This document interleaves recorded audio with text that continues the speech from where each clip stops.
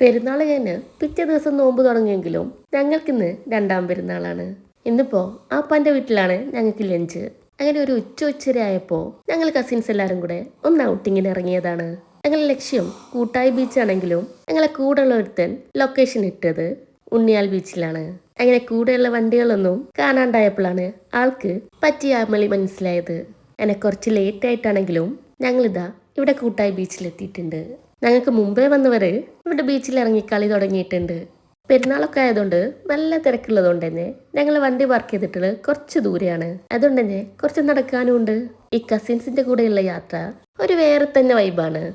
എല്ലാരും കൂടെ ഒരുമിച്ചുള്ള നടത്തവും സംസാരവും തമാശ പറച്ചിലും ഒക്കെ ആയിട്ട് ഒരടിപൊളി വൈബ്. കൂടെയുള്ള കുട്ടികൾക്കൊക്കെ ഒരു എക്സ്ട്രാ ഡ്രസ്സും കൂടെ കരുതിയിട്ടുണ്ട്. അവർക്ക് ഈ ബീച്ചും മണലൊക്കെ കണ്ടാല് അതിൽ കുത്തിമറിയാഞ്ഞാല് ഒരു സമാധാനം കിട്ടില്ലല്ലോ. നമ്മൾ എത്താൻ ലേറ്റ് ആയിട്ടുണ്ടെങ്കിലും ഈ സൺസെറ്റ് നമ്മൾ മിസ് ചെയ്തിട്ടില്ല കേട്ടോ.